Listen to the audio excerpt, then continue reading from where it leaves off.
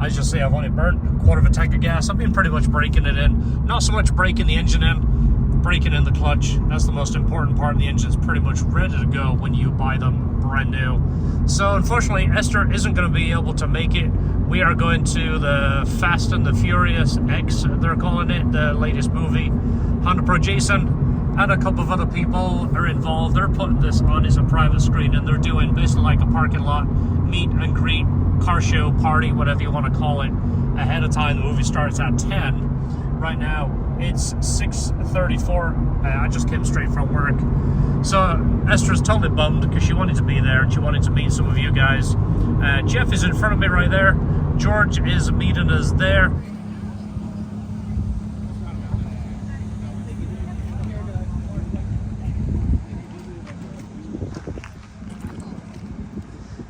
What do you think, Jeff? Looks good. Gonna go hang out over by the Tesla 10. There's like, see if they've got any chargers. Yeah. They should have a charging cord. Go see those guys. Quick say, charge. Yeah, you say, can you charge my iPhone in like 6 minutes? I gotta text. I'll text George or ask Tesla. Yeah.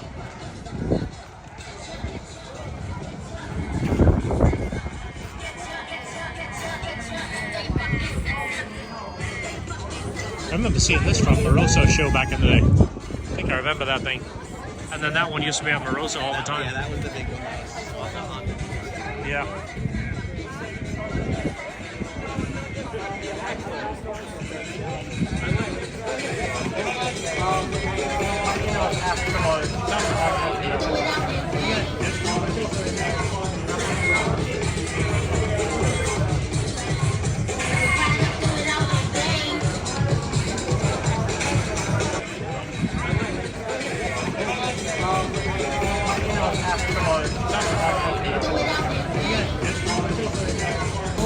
Alright, so this is called the crate. These are all storage containers.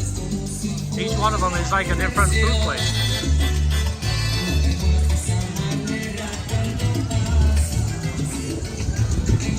This is crazy, isn't it? Hit by a truck here. Here's Ken from the H2O. What is an H2O, Ken? Your guess is as mine. Put you on the spot, don't I? You're like, Sometime in the future. November-ish? Sometime in the future, November. Well, we'll sure announce it when you let me know. I don't know what we're gonna get. What we're gonna get, Jeff? I don't know. There's so many choices. There's too many choices. This is something easy. We need less choices. We got cheesesteaks. I see a lot of ice cream and candy. Cheesesteaks work for me. I can do chicken or cheesesteaks, whatever you want, Jeff. First of all, thank you guys for coming out. A lot of love, so give yourself a round of applause for being here. Thanks for supporting. So, long story short, because I know we started a little late, I'm going to give short answers, which means it's going to be a longer answer. I'm just playing. But long story short, I got in Fast and the Furious Part 1. What are you doing? Okay. So there we go. That's TMZ on crack. So I got in Fast and Furious Part 1, and it was a real blessing to be a part of that because that's kind of what started the roller coaster to the career. So to be in Fast and Furious Part 1, it was awesome. At the time we did it, it was an independent movie.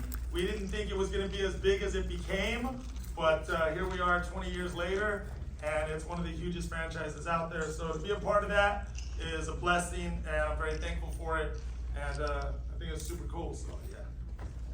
That's the short answer. I'm just reading the cue cards at the back. Some of you look, I'm kidding.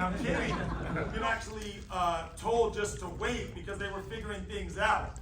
Long story short, the director comes up and he says, "That's a wrap." And we're like, "What?" Like, we didn't even film the scene. He goes, "No, we got it." Because that was us really hanging out waiting. That's what he wanted.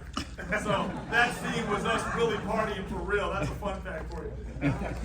Everybody saw it. It went super viral on TikTok, and I bought that car.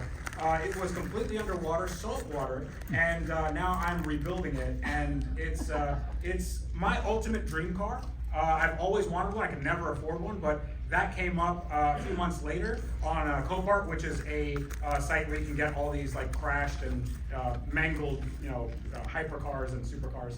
And it's a car that I've always wanted, but now I can put an extra layer of story onto it, because I love the story of that car. Everybody saw it, you know, basically die in front of them, and I want to give it a new lease on life. So yes, I'm very excited about that car, and hopefully my wallet is not excited about it at all. But I think we'll get it done. Working with Paul Walker and getting to share that screen time with them was an awesome thing. That's right, I saw that. Was just a true blessing, you know. And one quick funny story about Paul Walker. I was going off script a lot. Me, can you believe it? And I was ad-libbing a lot. And he was like, you're a crazy dude to work with. Because I kept on changing the lines on him, you know what I mean? So some of those laughs on camera were genuine because I was just clowning around, having a good time, right? You know the old saying, if you don't love what you do, you're working. If you love what you do, you're not working. So I was just loving what I was doing. I was, again, in awe to even be there. And so yeah, I was changing the lines. I was fooling around a lot. Paul Walker loved it, so I had some very good, memorable times with him. And that's what's up, man. I mean, Paul Walker's still alive, like I said. And you know, I don't think the franchise is the same without him, but you know, it's still going. But yeah, I love Paul Walker. So to be a part of Part 7 and the farewell that they gave him, I thought was very, very awesome and super cool. So that's my quick version of Paul Walker's story.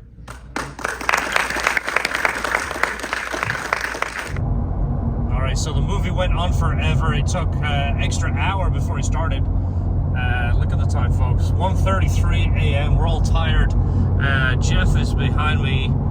I don't know what time George left. I looked over and he'd gone. So George must have got tired and went home. We have to be at work at 8 o'clock tomorrow, so that isn't a lot of sleep. I got about a 45-minute drive home. Anyway, hopefully you enjoyed the video. We had fun. Thanks Honda Pro Jason and the team for putting this on. We had a good time. We met some new folks and hung out with some of our other friends. So see you in the next video. Don't forget, enjoy your cars.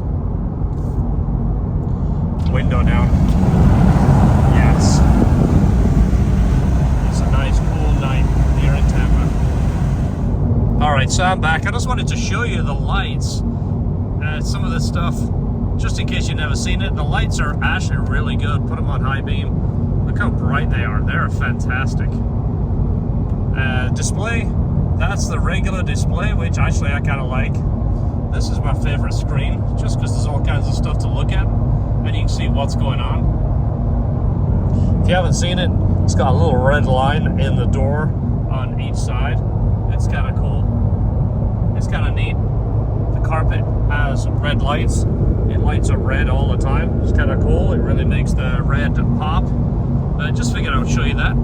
If you change the display right here, again, we'll go to Sport, and then Individual.